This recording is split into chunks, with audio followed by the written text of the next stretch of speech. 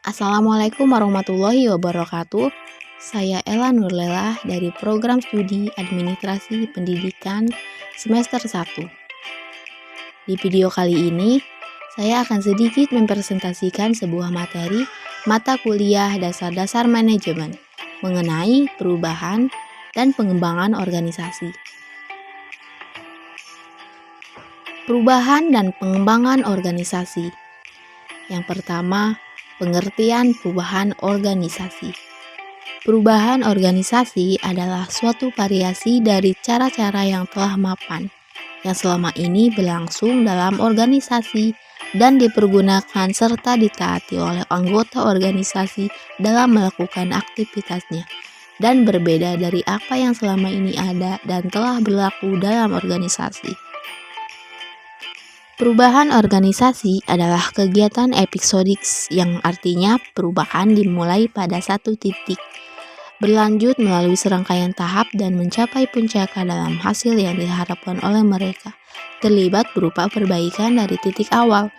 Perubahan memiliki permulaan, pertengahan, dan akhir.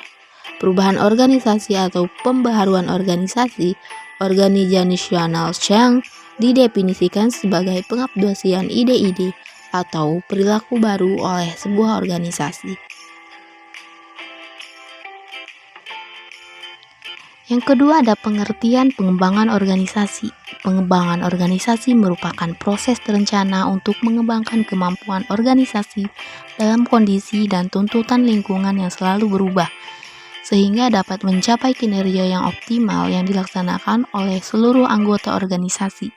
Pengembangan organisasi merupakan program yang berusaha meningkatkan efektivitas keorganisasian dan mengintegrasikan keinginan individu akan pertumbuhan dan perkembangan dengan tujuan keorganisasian. Ketiga, langkah perubahan organisasi merupakan perubahan yang berkaitan dengan pengembangan, perbaikan, maupun penyesuaian yang meliputi struktur, teknologi, metode kerja, maupun sistem manajemen suatu organisasi. Hal ini merupakan suatu strategi untuk memenuhi beberapa keseluruhan tujuan dari suatu organisasi. Langkah tersebut adalah 1. Mengadakan pengkajian. Tidak dapat dipungkiri bahwa setiap organisasi tidak dapat menghindarkan diri dari pengaruh daripada perubahan yang terjadi di luar organisasi. Itu mencakup bidang antara lain politik, ekonomi, teknologi, hukum, sosial budaya, dan sebagainya. Kedua, mengadakan identifikasi. Yang perlu diidentifikasi adalah perubahan-perubahan yang terjadi dalam organisasi. Setiap faktor yang menyebabkan terjadinya perubahan organisasi harus diteliti secara cermat, sehingga jelas permasalahannya dan dapat dipecahkan dengan tepat.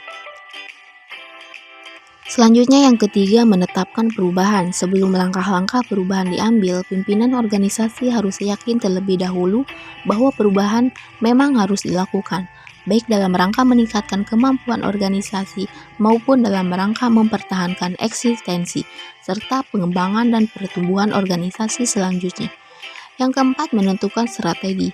Apabila organisasi yakin bahwa perubahan benar-benar harus dilakukan, maka pimpinan organisasi harus segera menyusun strategi untuk mewujudkannya. Yang terakhir yaitu yang kelima, melakukan evaluasi. Untuk mengetahui apakah hasil dari perubahan itu bersifat positif atau negatif, perlu dilakukan penilaian.